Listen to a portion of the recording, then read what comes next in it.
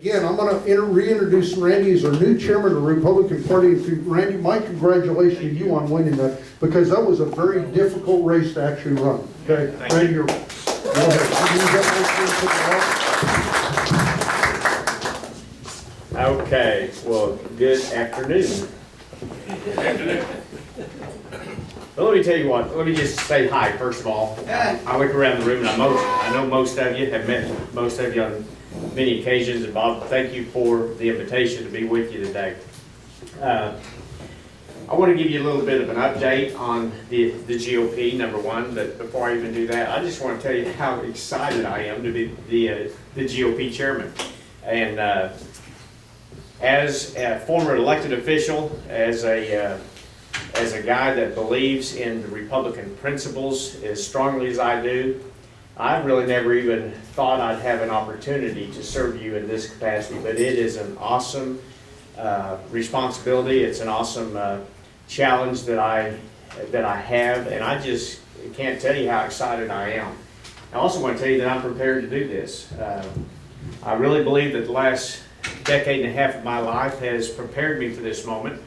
For those of you that don't know a lot about me, I served 8 years in the state legislature. I was a state senator from Owasso. Prior to that, I served on the Owasso City Council, and I was mayor for 1 year of Owasso. And prior to that, I had a 30-year business career. And so I've been around the block a time or two. And I was telling Bob a while ago that I got a letter from Uncle Sam the other day congratulating me that I'm now old enough to start collecting Social Security. But I'm going to put that off just a little bit longer, I think, because I honestly don't think I'm old enough for that. So we don't got any. Yeah. Better get it while you can. Get it while you can, that's right. But I was in Muskogee this last Saturday. They had their district convention. And I spoke to the group there and kind of lined out some of the things that I want to be about the state doing over the next couple of years while I'm serving you in this capacity. One of those things, and I was talking to Amy, is one of the things that we plan on doing out of our GOP headquarters and taking this around the state is candidate training and candidate recruitment. What is exciting about the position that I'm in right now, I get to be the chief vocal yeller about Hillary Clinton in 2016. That's going to be fun for me, because I think we can all find plenty of stuff to point out what she does wrong and how she is contrary to the principles of our party. So that excites me. I told people when I was campaigning for this that I did something about 4 or 5 months ago. I Googled the original party platform, the GOP party platform. It's 155 years old. You can find it online, just Google it. And I was amazed as I read through that document. You know what those crazy Republicans were talking about 155 years ago? Limited government, individual liberty, industry, free markets, the very things that our party was founded on 155 years ago are the very things that we talk about today, aren't they? Well, I'm excited to have the opportunity to once again share those with people around the state. And as I travel the state, I will be speaking about the principles of the Republican Party. Now, I know a lot of people are thinking, okay, Brogdon's going to be out there, he's going to be a bomb thrower, and he's going to be calling out the politicians that don't do what we want them to do. Let me just tell you, as much as some of y'all may want me to do that, that's not the responsibility of the GOP chairman. And you will never catch me over the next 2 years saying anything negative about a sitting Republican in office. I just won't do that. That's not my job. I was a legislator for 8 years in the Senate, and I was a policymaker at that time. I am no longer a policymaker. I'm a cheerleader for the Republican Party. And I tell you what, I got something to cheer about, because the things that I just got through talking about, limited government, individual liberty, the expansion of our liberty, free market principles, I firmly believe in those things. And I firmly believe that we need elected officials at every level of government that will stand up and protect them, right? I remember what Ronald Reagan said. He said that our freedom is only one generation away from extinction. He said it's not passed down through the bloodstream, but every generation has to secure, protect, and hand the liberty down to the next generation just as it was handed to us. And as your state party chairman, that's exactly what I'll be doing. I will be very energized and excited about sharing the principles of our party. And you know what?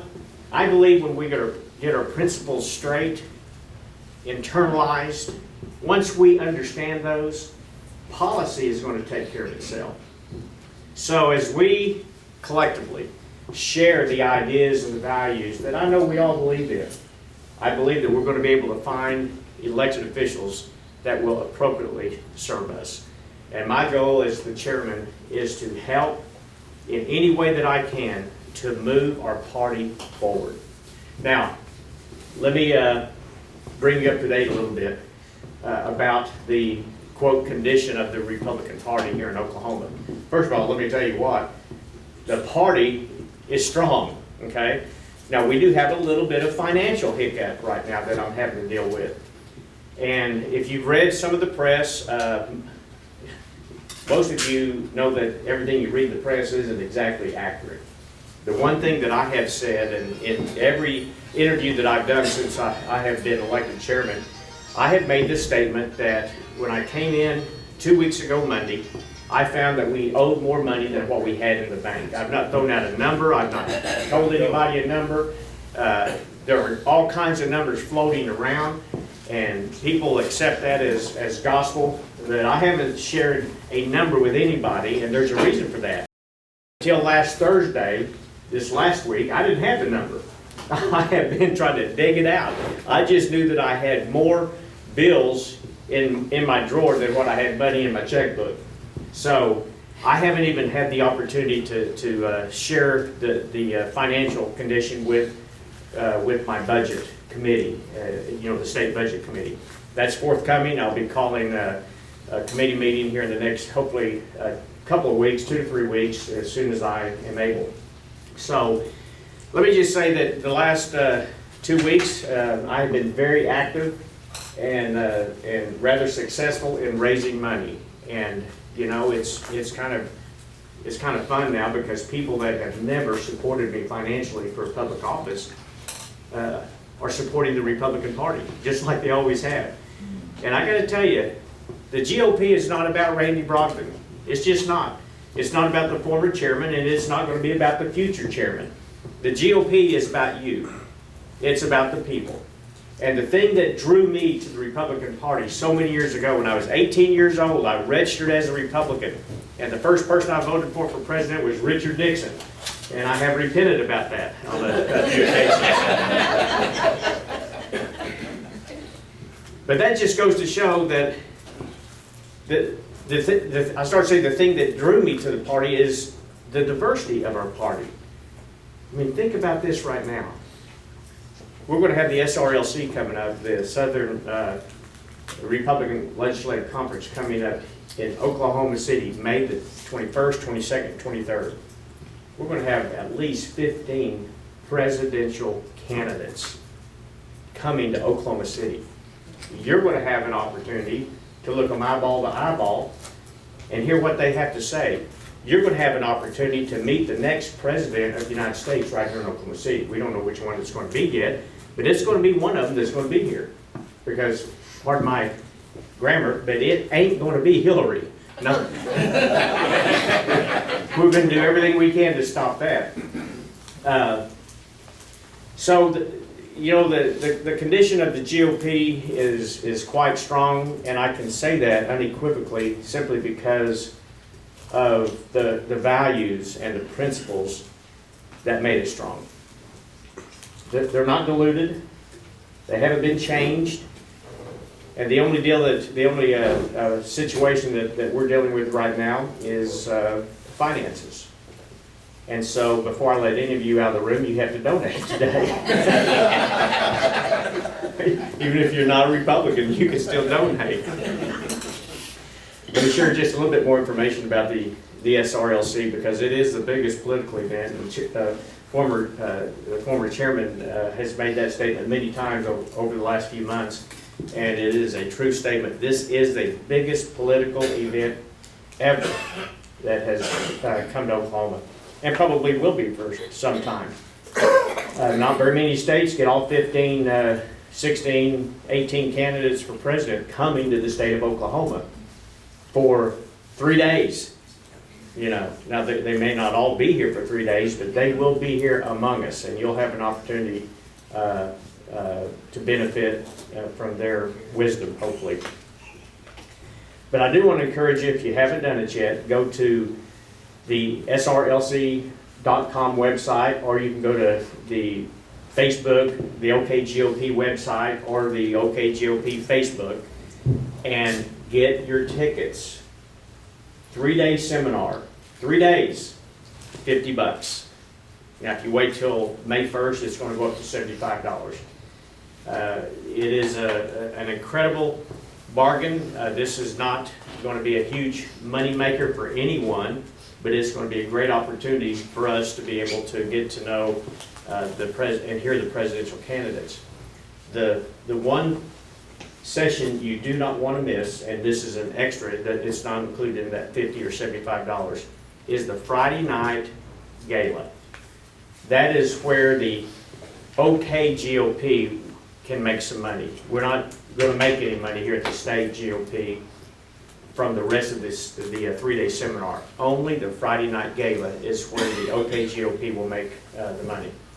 Now, for people like Bob Daney, we have VIP tables for $2,000, and it comfortably seats 8. And for everyone else, the tables are $650. So I would encourage, oh, you can buy an individual ticket for $100. If you're a Minuteman, how many of you know what a Minuteman is here in GOP? Okay? A Minuteman is something every single registered Republican should be. You donate $8.25 a month to the Republican Party. That just kind of undergirds the daily finances of the GOP, so we can turn the lights on and do the things that we need to do. So let me encourage you, if you're not a Minuteman, go to okgop.com and click, just sign your name up, and give us your credit card, and we'll take $8.25 very conveniently from you every month. You won't have to worry about writing a check. We'll make it as easy as possible. You can also give more money than that. You can give us $85 a month. You can give us $150 a month, whatever you would like to support the party. And I can tell you, as long as I'm chairman, the money that comes into this party will be to grow the party. It's not going to go to a lot of ancillary things. It's not going to help candidates. It's not going to help to make the OKGOP stronger. So let me just encourage you.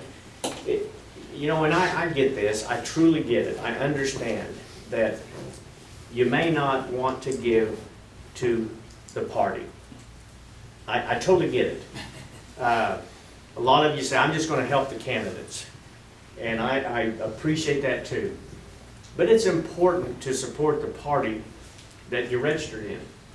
And I want to just invite you back to the Republican Party. I want to invite you to help us grow this party and become stronger. 2016 is rather important. We've got a presidential election. We've got 10 state Senate seats that are up for grabs. That's huge. We've got probably 30, I need to actually get the number of this, House seats that are open and up for grabs, probably more than that. So there's going to be an influx of new people wanting to step up and serve. Amy told me that she's going to be running in David Dank's seat. David was a good friend of mine. David was a tremendous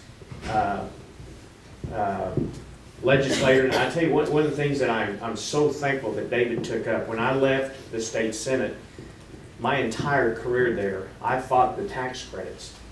You know, I brought that to the forefront. And David picked that mantle up after I left, and I am forever grateful that he has done that, because he's moved that ball light years forward, and people are paying attention at the state legislature on where your money is being spent.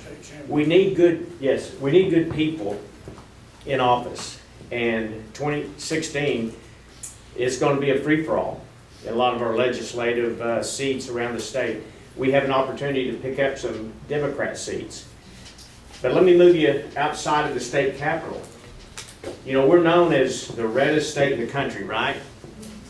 Last couple of election cycles, it's, you know, every county has gone, has voted Republican for the president.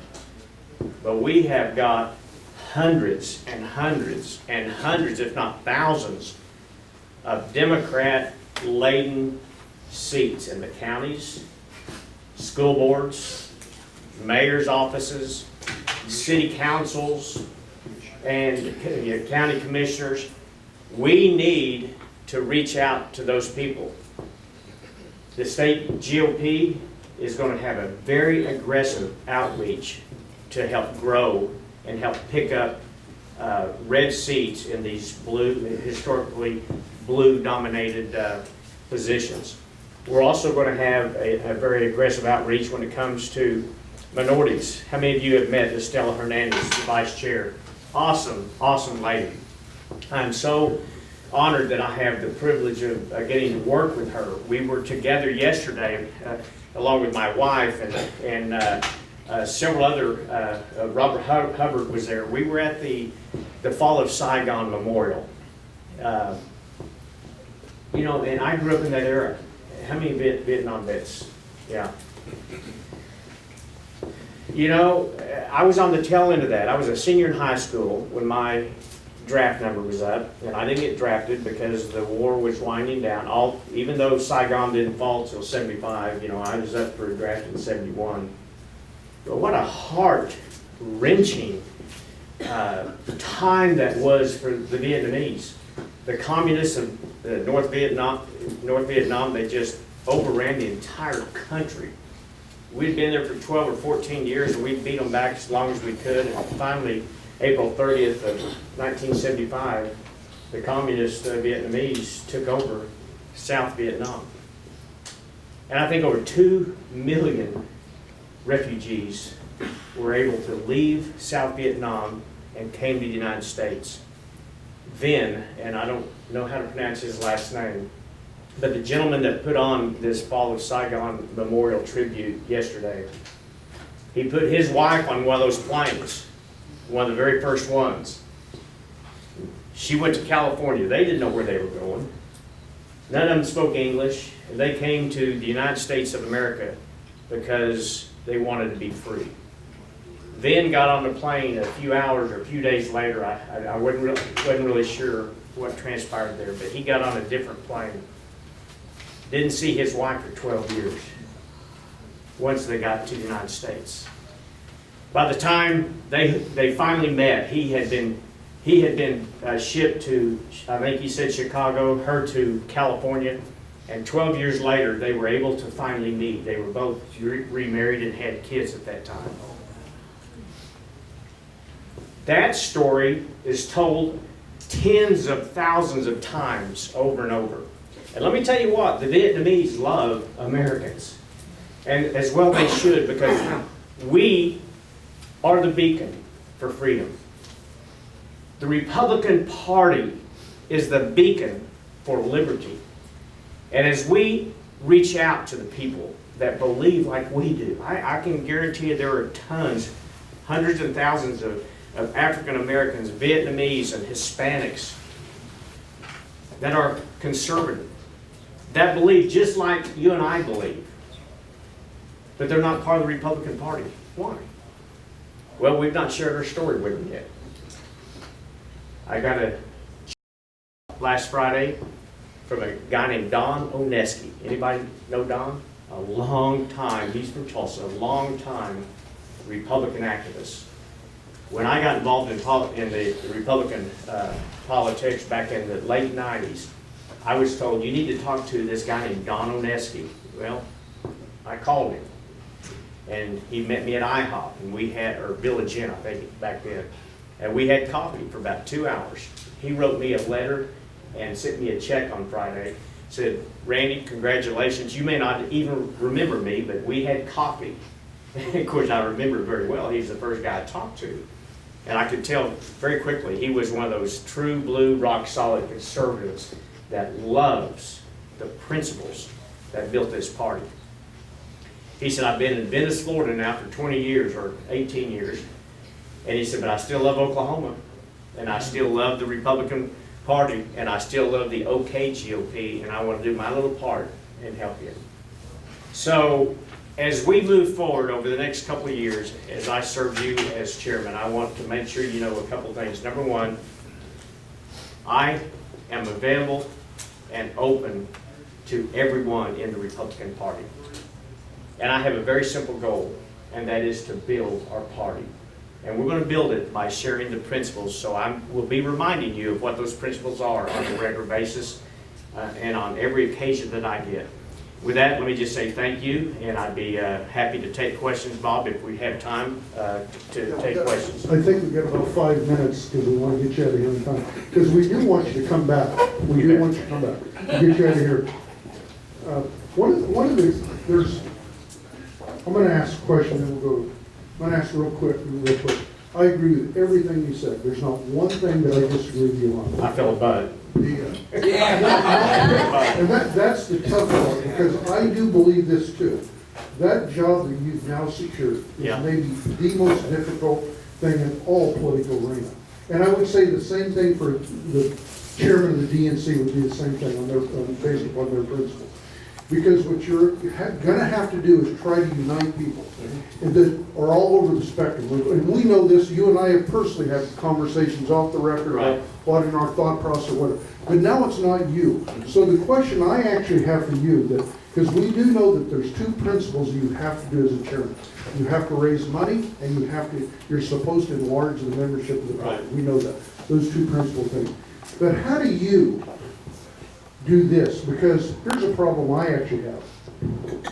The reason I tell this to everybody, and we're videoing this, so if I ever run for public office again, I mean, it's going to be all over the internet, and Bob said this, and I did, and that's the part of it. The reason I became a Republican when I was a kid is that I knew I wasn't a homosexual in California.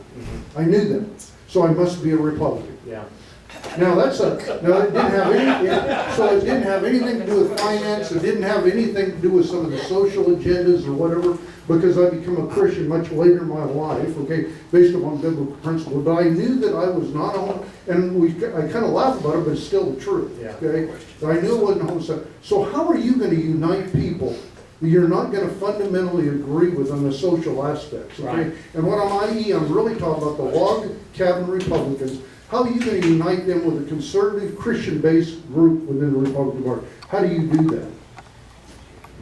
I have found throughout my entire tenure of public service, Bob, that when I share the ideas and the values of our party, it sells like hotcakes. You don't have to browbeat anybody over the head. I had an interview last Friday with a TV news guy. And he wanted to remind me that he was a Republican, but he said, I got to tell you, I'm a moderate. He said, I understand you're a conservative. I said, yeah, but let's just get a baseline. But let me just ask you a couple of questions. You're a self-subscribed moderate. So do you believe that government's too big or it needs to be a little bit bigger? No, it's too big. I said, okay, I believe that. And then I asked him, I said, do you think that it would be better for us to have a little bit more freedom and liberty in pretty much every area of our life, or do you think that government needs to control us a little bit more? No, government doesn't need to control us. I said, great. Those are the two fundamental principles that 99.9% of Republicans can agree upon. And if we get government out of the way, and if we let our freedom expand and government contract, Bob, that's something that almost every Republican will agree upon. Now, as we promote the basic tenets of our party, people will be drawn to it. I remember in a statewide campaign that I ran a few years ago, you asked about fundraising.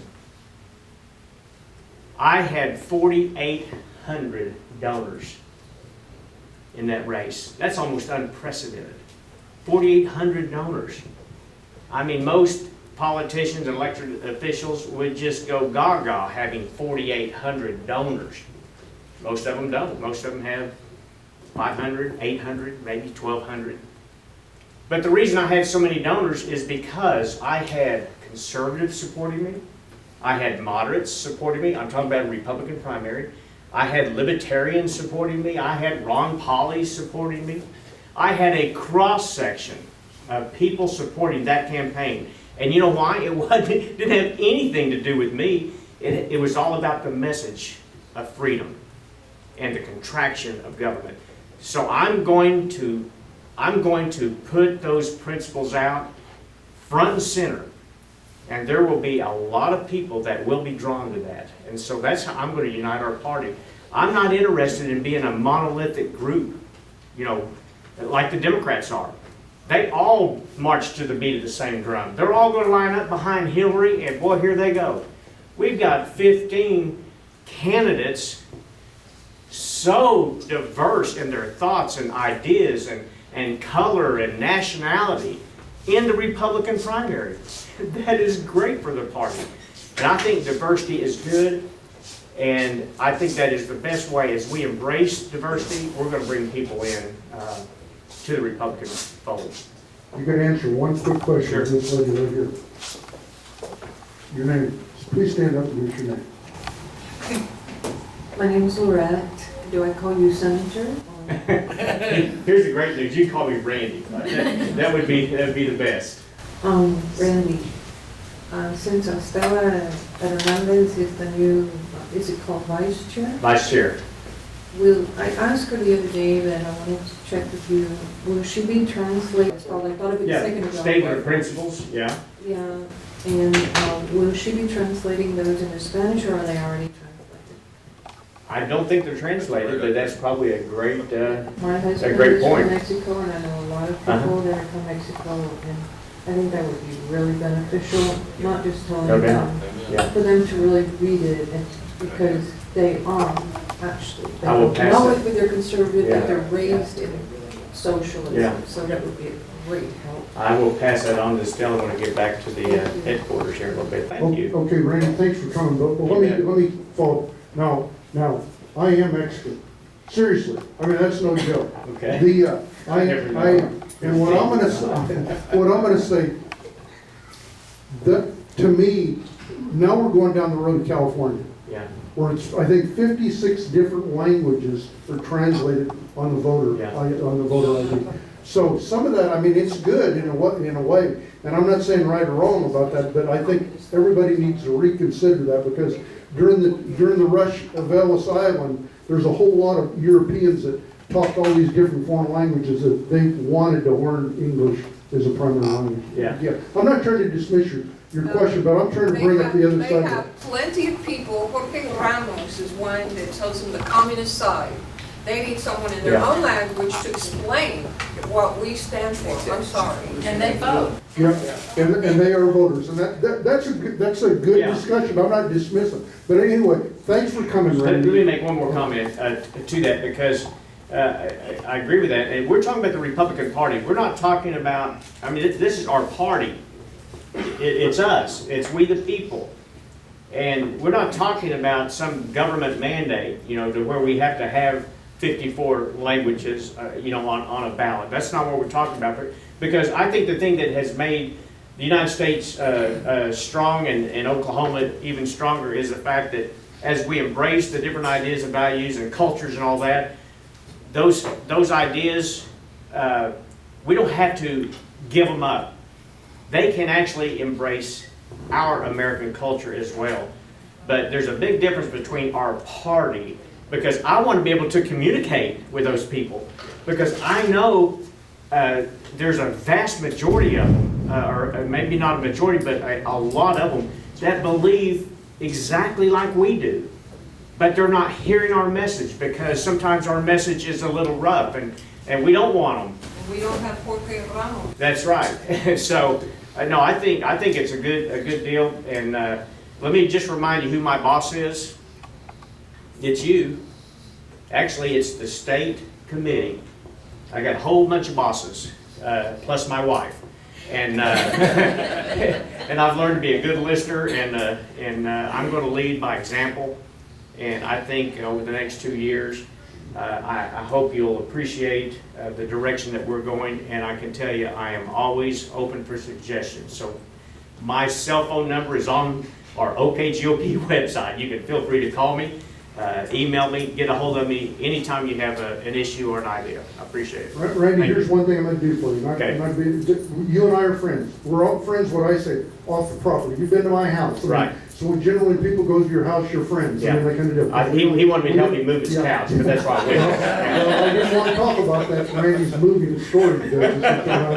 But regardless of what I'm gonna do, and now you know that I did not support you in that race. I supported Pam Pollard, Yeah. but again, that was way early before we knew that you were gonna run in that position, okay? The reason I did not support Dave West is because the GOP needed to be having a replacement. He didn't do, Yeah. two things didn't happen that I say that needs to happen. Grow the party, raise the money. Didn't happen, okay? 2 years from now, the same thing. If you can't do that, I'm gonna ask you, don't run again. Let's get somebody else who can do that. I believe you can do that. And what I'm gonna do, I'm gonna help you fiscally Good. raise some money. I'm gonna do that. I'm gonna put my money where my mouth is at. And that's what I ask everybody here to do, the same thing. Don't make this about Randy Brogdon. Right. Make this about the state GOP. Okay, that's what I'm asking everybody to do. Thank you. Set your politics up. So I promise you, I will do that, okay? I appreciate that, Bob. And I promise, and I appreciate you coming back to High Noon and tell us how you're doing. Yeah. Keep us updated, because that's, again, Dave Weston promised to come to these kind of, never happened, okay? Never happened in these kind of local meetings. And this is the grassroots of all politics, happens in these small little meeting places. It's like our precinct meetings around the state. It has to happen. Thanks, Randy, Right. for being Thank here, you. okay?